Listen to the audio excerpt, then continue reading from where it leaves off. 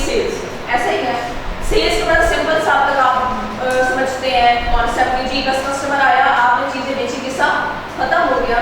Accounting for sales में पूरे एक 7 से 8 स्टेप्स होते हैं। सबसे पहले जैसे फूड पार्टनर एग्जांपल लें, फूड पार्टनर पर अगर आप सबसे पहले जाते हैं तो आप सर्च करते हैं क्या क्या चीज़ें, कौन कौन से रेस्टोरेंट वगैरह, कौन कौन से कैफे वगैरह को क्या क्या चीज़ प्रोवाइड कर रहे हैं।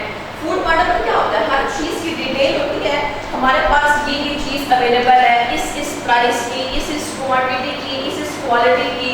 तो ये सबसे पहले आप खुद का बिजनेस के तौर पर समझिए, आपका बिजनेस है, आप चीज़ें बेचते हैं, तो सबसे पहला होता है स्टेप सेल्स कोटेशन। अक्सर आपने वर्ड सुना भी होगा कोटेशन, सुना है कभी कोटेशन, न्यूज़पेपर वगैरह में काफी सुना होगा सेल्स कोटेशन। कोटेशन क्या होती है सेल्स कोटेशन?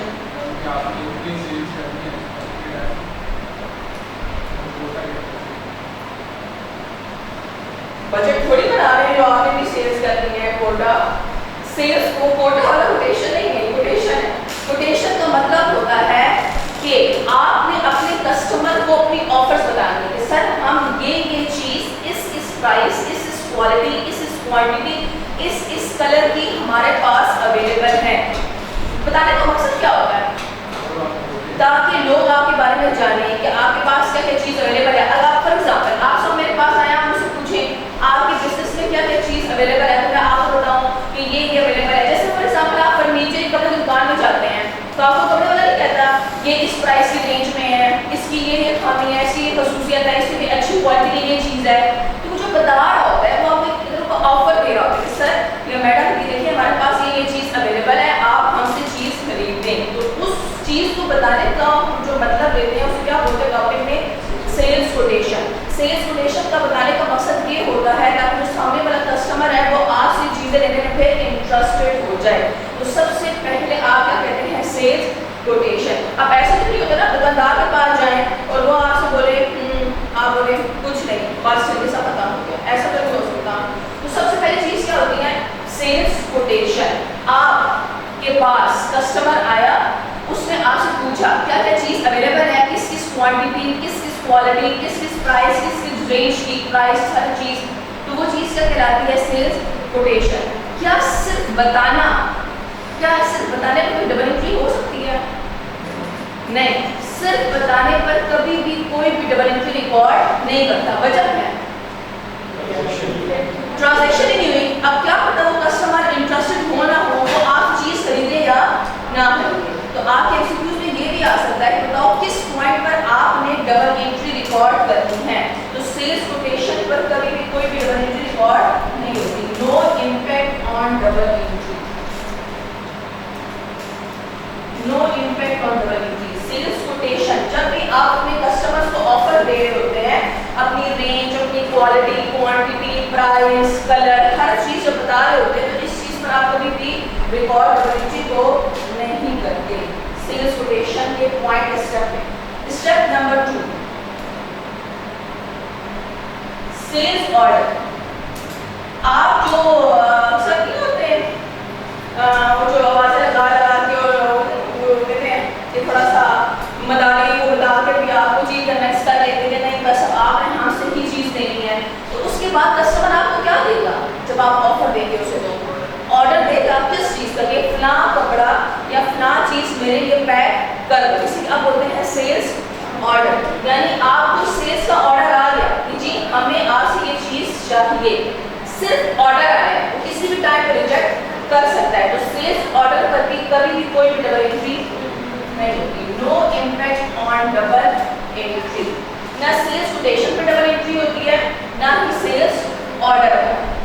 अब जरा सोच बताएं, आप अक्सर अभी जो स्पेशली हॉस्टलाइट्स वगैरह हैं वो इस फूड पार्टनर पर सबसे पहले क्या देखते हैं? सेल्स कोटेशन देखते हैं, उसके बाद क्या देखते हैं? सेल्स ऑर्डर होता है।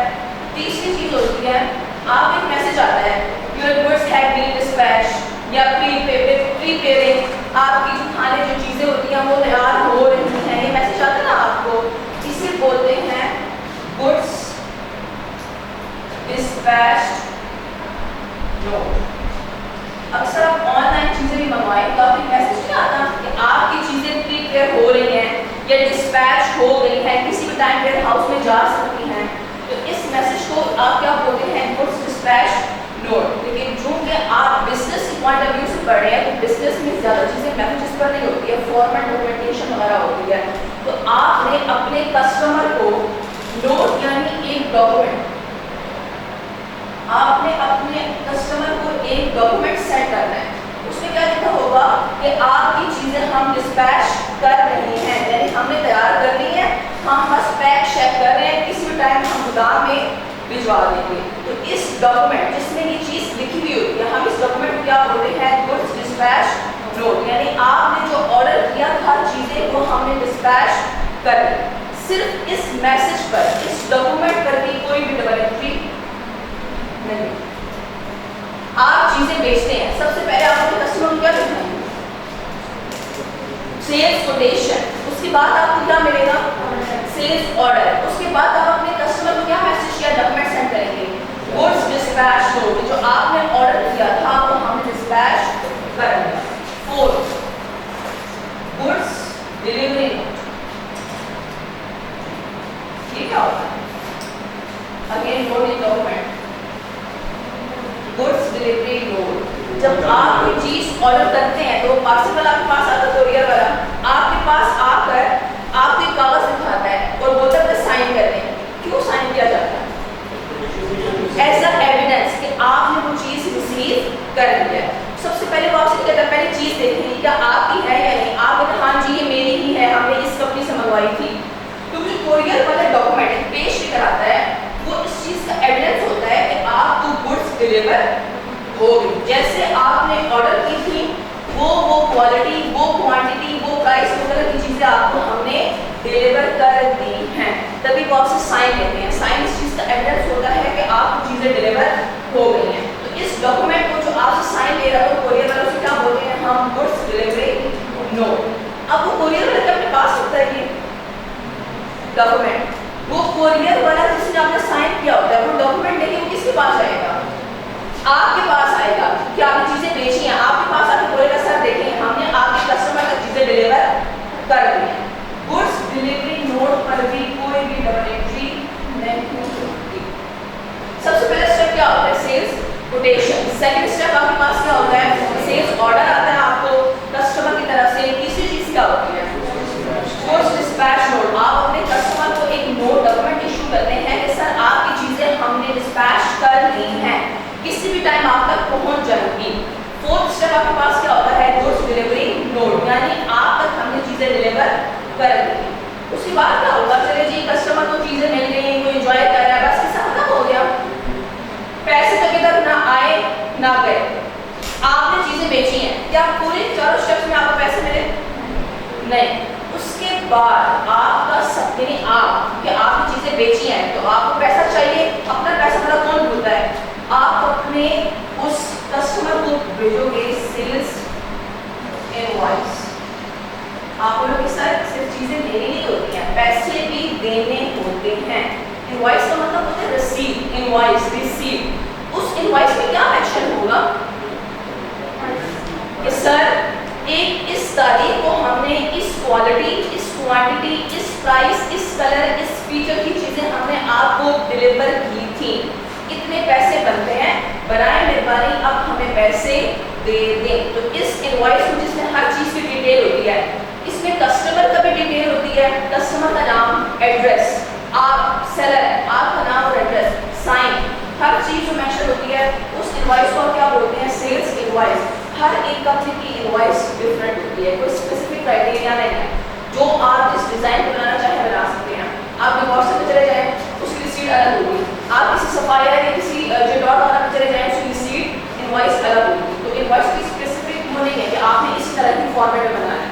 तो सबसे पहले आप अपने कस्टमर को एक याद दिखाने के तौर पर इनवॉइस रिसीट भिजवाओगे, इस तरह बनाए मेहरबानी हमें पैसे दे दें। जैसे ही सेलर जो बेच रहा होता है वो बायर को ये इनवॉइस सेंड करता है, इस पॉइंट पर डबल एंट्री होती है। और जरा बताएं इस पॉइंट पर सेलर क्या डबल एंट्री करेगा, आप सिर्फ अभी सेलर के पॉइंट ऑफ व्यू से चीजें पढ़ रहे हैं।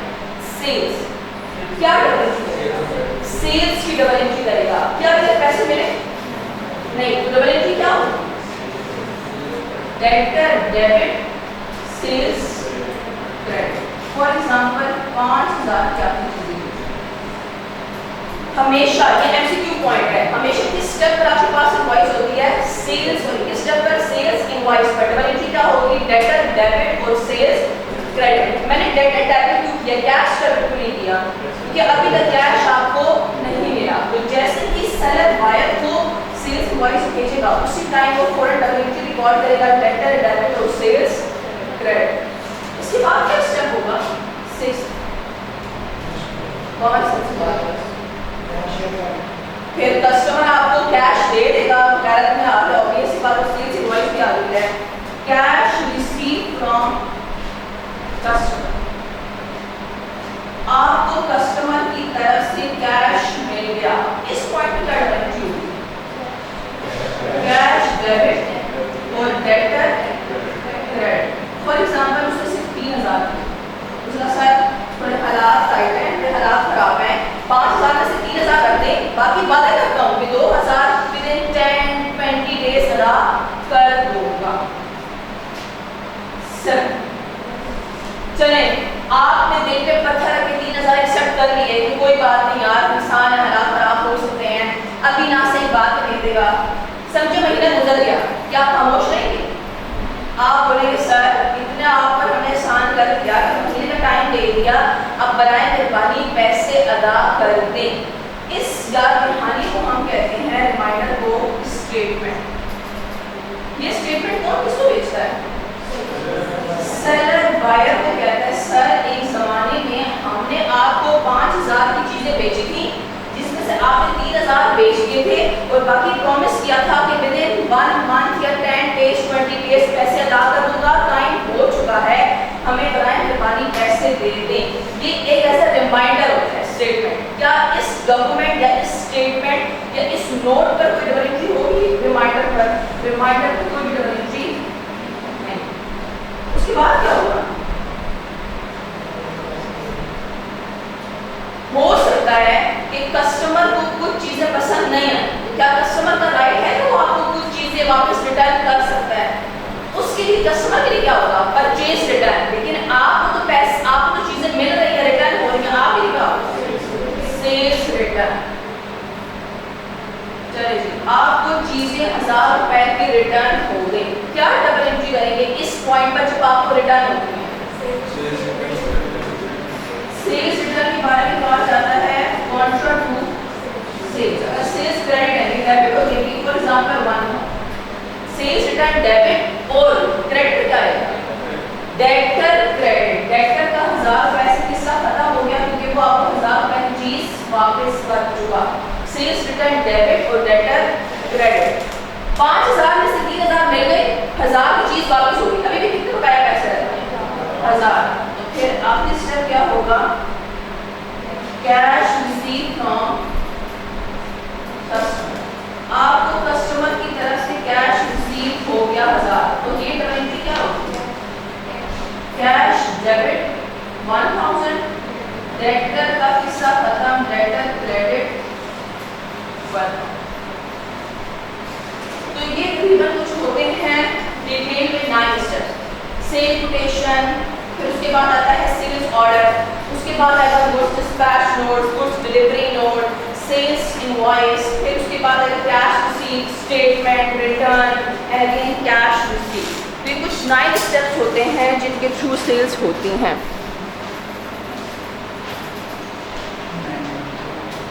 9 कैश रिसीट फ्रॉम कस्टमर। जो 1000 रुपए पाया है किसको मिल गया?